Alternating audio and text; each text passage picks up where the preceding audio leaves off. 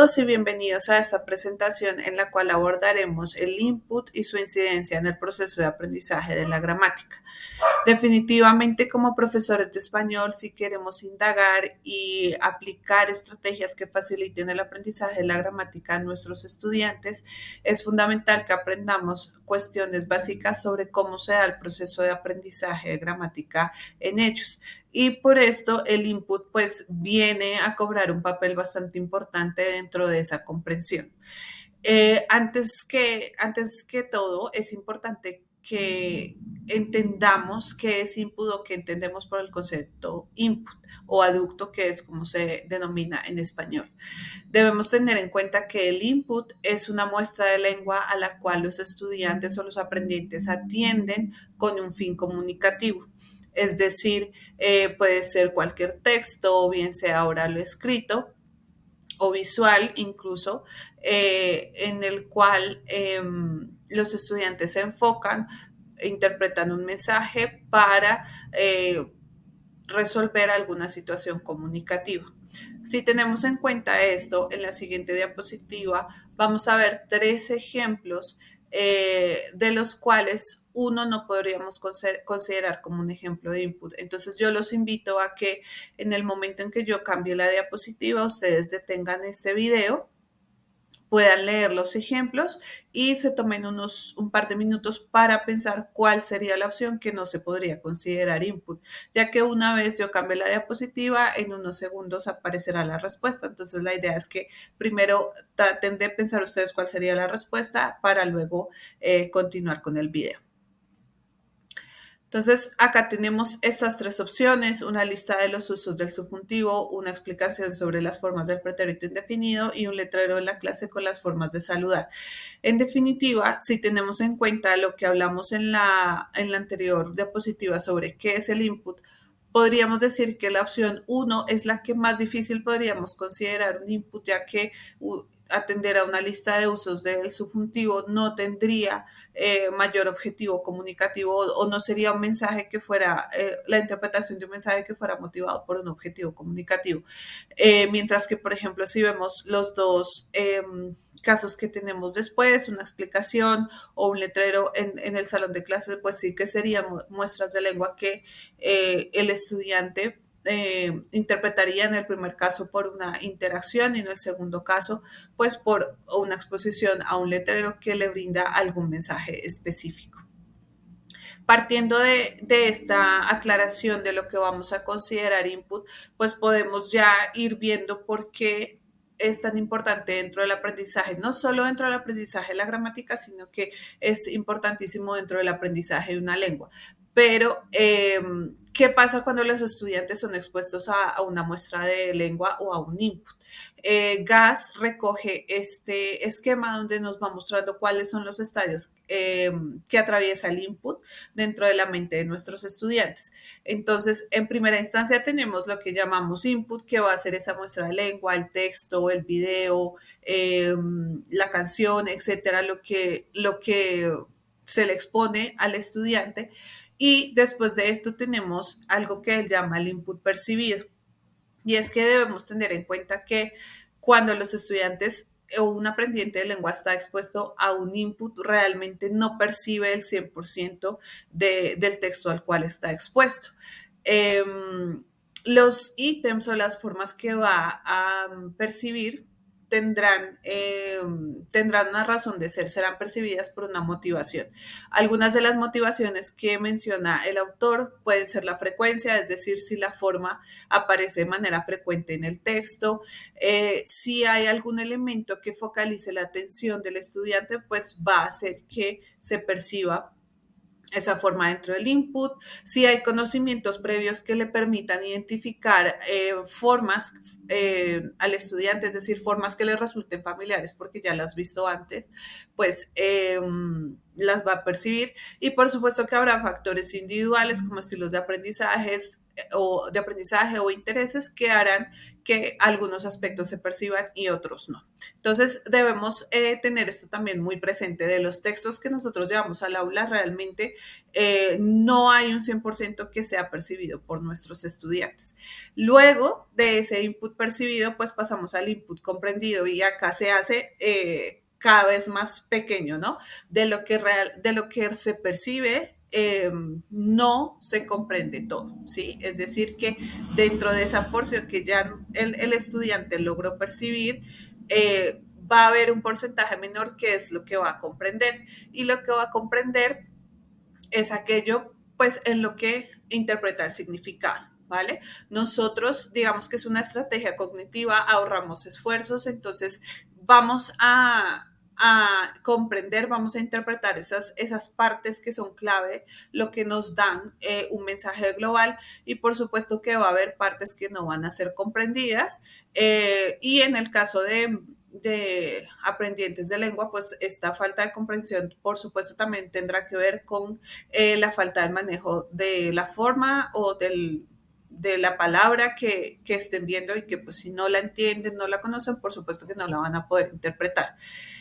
De este input comprendido sale algo que se llama el intake, que es la formulación de hipótesis. Entonces acá es donde vamos a ver el aspecto clave que tiene el input. A partir del input es que los estudiantes o los aprendientes van a formular las hipótesis sobre cómo funciona el sistema lingüístico de la lengua meta, ¿vale? Es decir, el input obviamente no va a asegurar el aprendizaje, pero es que sin input no vamos a tener aprendizaje. Esto es un aspecto clave, porque es que es del input de donde los estudiantes sacan las hipótesis que después, mediante más exposición, confirmarán o descartarán, pero de ahí es que sacan hipótesis de cómo funciona la lengua y de cómo la pueden usar. Después, integración. Después lo que va a ocurrir es un proceso de integración donde una vez formulada la hipótesis y una vez ellos confirmen que esta hipótesis es verdadera, es decir, que esto que ellos creen que corresponde al funcionamiento de la lengua se comprueba y ellos entienden que funciona así, pues lo van a integrar a su interlengua. Es decir, que allí van a almacenar estas hipótesis que ya han confirmado que son funcionales y a partir de esto es que van a poder producir. Es decir, después de haber hecho esta integración a su interlengua, podrán sacar estas formas o la forma adquirida después en su producción. Por supuesto que este proceso en esta presentación lo vemos de manera rápida, pero por supuesto tenemos que tener en cuenta que es un proceso que toma tiempo y que en general pues no va a ser de inmediato, es decir, nuestro estudiante no va a leer algo ahora y en 3 minutos va a estar usando esa forma gramatical perfectamente. Entonces también es importante que tengamos en cuenta pues que este es un proceso que toma tiempo. Dentro de la adquisición de las formas gramaticales vamos a encontrar que existen ciertos factores que se pueden predecir de cómo se da ese proceso de aprendizaje. Uno de los aspectos que se ha estudiado es que existe un orden en el cual se aprenden las formas gramaticales y esto es, digamos que independiente de la lengua 1 que tengan nuestros estudiantes. Es decir, que a pesar de que yo tenga un estudiante que tenga lengua materna inglés, otro que tenga lengua materna japonés, el orden no se va a ver afectado, ¿vale? Entonces acá tenemos un ejemplo que nos presenta esta autora, Van Nersen, que está citado en Fernández, donde ella a través de sus investigaciones ha identificado el orden en el que se adquieren algunos morfemas en español, pues ella ahí nos va mostrando, primero se adquiere el artículo indefinido con negación, con no, la concordancia de número en adjetivos, luego el artículo definido, luego pronombres reflexivos, presente indicativo, verbos copulares, concordancia de número en artículos, pretéritos, pronombres relativos, luego el futuro perifrástico, concordancia de género de adjetivos y luego la concordancia de género en artículos. Entonces, ahí vamos viendo cómo va siendo este proceso de aprendizaje de diferentes morfemas del español. De nuevo, es un proceso o es un orden que se ha identificado en investigaciones y que definitivamente no va a cambiar así tengamos alumnos o estudiantes de diferentes lenguas uno, o adicionalmente, si es que tenemos una persona aprendiendo de manera formal en una escuela u otra persona que está aprendiendo con el contacto del día a día, este tipo de cosas no va a cambiar el orden de adquisición de estas formas. Además del orden de adquisición, también se ha identificado a través de los estudios que existen etapas de desarrollo, es decir, además de tener ese orden de las diferentes formas, dentro de cada forma, pues va a haber una etapa, va a haber una serie de etapas que determinan qué aspecto de cierta forma gramatical se va a integrar. Es decir, cuando aprendemos una forma gramatical, pues no vamos a integrar todos los aspectos de una sola vez, ¿no? Entonces, acá tenemos un ejemplo de serie STAR, también recogido por Fernández, de un estudio de Ryan y Lafford, donde nos muestran las etapas que atraviesa el estudiante para ir adquiriendo e integrando los usos de serie STAR. Entonces ellos nos hablan que una primera etapa es la omisión del verbo. Después viene la generalización, es decir, que solo usan el verbo ser porque no han diferenciado entre ser y estar. Luego aparece en la etapa 3, aparece el verbo estar con construcciones de gerundio. Yo estoy estudiando, por ejemplo. Luego tenemos la etapa 4, donde el verbo estar aparece en construcciones que expresan la ocasión. Y luego la etapa 5, donde estar aparece con adjetivos de condición, ¿vale? Entonces, fíjense que solo hasta la etapa 5 se empieza a diferenciar un poco este uso copulativo de estos dos verbos. Entonces, importante tener en cuenta, hay un orden en el cual los estudiantes aprenden las formas gramaticales y a partir también dentro de cada forma gramatical vamos a tener también unas etapas. También es importante tener en cuenta que el aprendizaje no es lineal, ¿vale? Entonces, ¿qué ocurre? Que el aprendizaje se ve como, si lo viéramos como en una línea, pues se ve de una forma, en una forma de U, porque los aprendientes aprenden una forma gramatical y cuando aprenden otra forma gramatical que se integra a lo que ya habían aprendido, en general siempre van a tener un desajuste que va a provocar que cometan errores de lo que ya tenían aprendido perfectamente, ¿no? Entonces, eso también es importante que lo tengamos muy presente. Siempre que el estudiante aprende algo nuevo, ese nuevo conocimiento va a afectar y va a desajustar el conocimiento que ya tenía nuestro estudiante, así lo tenga perfecto. Y esto va a ocasionar un desajuste que provocará errores, pero digamos que estábamos así, aprendió una forma gramatical, luego vino un nuevo conocimiento que hizo un desajuste y que provocó errores, por eso hace que nuestra línea baje, pero mediante la práctica y el tiempo, el estudiante volverá a ajustar tanto el conocimiento previo como el conocimiento nuevo y tendrá otra vez esta línea arriba donde su aprendizaje ya tendrá el nivel esperado, ¿no? Entonces, es importante también que tengamos en cuenta eso porque a veces no somos tan pacientes o de pronto nos preocupamos porque decimos, bueno, pero si mi estudiante ya tenía esto súper claro, ¿por qué vuelve a cometer estos errores? Pues es importante entender que eso hace parte del proceso normal de aprendizaje. Entonces, ¿qué implicaciones tiene todo esto que hemos hablado en el aprendizaje de una L2 y específicamente en el aprendizaje de la gramática? Que la instrucción formal no afecta al orden de adquisición. Eso es súper importante. Lo que sí se ha demostrado con estudios es que aunque no afecta al orden de adquisición, sí afecta la velocidad. ¿Vale? Es decir, que una instrucción formal promueve que un aprendiente aprenda mucho más rápido que un aprendiente que no está bajo instrucción formal, que es lo que tenemos en el segundo punto. Eh, Importantísimo, los aprendientes deben estar psicolingüísticamente preparados para pasar al siguiente nivel. Si los estudiantes no están preparados para aprender una forma gramatical, pues simplemente no la van a aprender, porque necesitan tener ciertas herramientas y tener conocimiento previo para anclar ese conocimiento nuevo. Y si no lo tienen, si no están preparados para hacerlo, pues no van a poder ajustar y no van a poder integrar este nuevo conocimiento. Y pues algunos autores, entre ellos Lowin, que nos afirma que para tener altos dominios de la lengua la instrucción formal es necesaria. Y eso lo vamos a profundizar después, pero es una idea que es importante que tengamos presente desde ahora. Por lo tanto, pues el input juega un papel muy importante a la hora de enseñar gramática y para eso nosotros tenemos que manipular el input, ¿vale?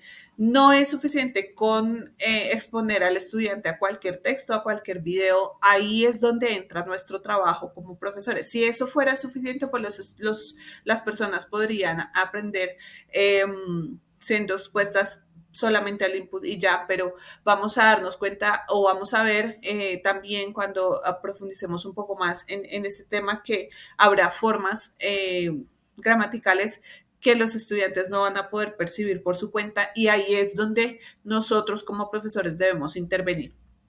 Entonces, nosotros debemos manipular el input y una de las estrategias más usadas es el realce del texto, es decir, poner la forma gramatical de alguna manera realzada para intervenir en la intención de los estudiantes y hacer que ellos se enfoquen en esa forma gramatical, ¿vale? Acá tenemos pues algunas recomendaciones, que haya un equilibrio en el número de formas resaltadas, por ejemplo, y también algo importante es la anegación del input, que justamente es que haya la forma gramatical objeto esté de manera frecuente en el texto. O sea, si aparece una vez, pues probablemente nuestro estudiante no le va a prestar atención.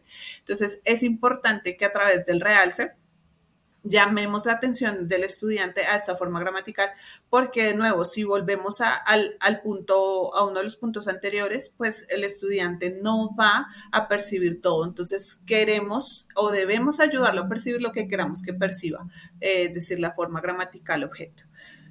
Y pues partiendo también de la manipulación del input, vamos a tener en cuenta ciertos principios súper importantes que nos da Bill Van Patten sobre la instrucción basada en el procesamiento. Entonces, acá importantísimo, él nos da unos principios básicos. El primero, los aprendices procesan el input atendiendo al significado antes que la forma. Entonces, importantísimo, siempre el estudiante va a prestarle atención al significado, ¿vale? Entonces, si yo quiero que el estudiante se enfoque en la forma gramatical que yo quiero enseñar, pues debería darle un input que contenga ítems lexicales que el estudiante conozca. ¿Por qué? Porque si el estudiante conoce todo en cuanto al significado, va a poder fijar su atención en la parte gramatical. Si yo le llevo un texto que está lleno de palabras que él no conoce, definitivamente la atención se va a ir al léxico, al significado y la gramática va a pasar a un segundo plano. Y esto es algo súper importante y que si pensamos en los manuales de lengua es algo que no se tiene en cuenta, porque en los manuales de lengua siempre los textos se usan tanto para introducir la gramática como para introducir el léxico. Y eso pues en cuanto al aprendizaje de la gramática no sería rentable porque pues obviamente siempre se van a ir por el léxico, ¿vale? Es decir, por el significado. En el principio 2, Van Patten nos dice que para que los aprendices sean capaces de procesar formas opacas con bajo valor comunicativo, por ejemplo, por ser redundantes, tienen que procesar dicho valor con poco coste de atención.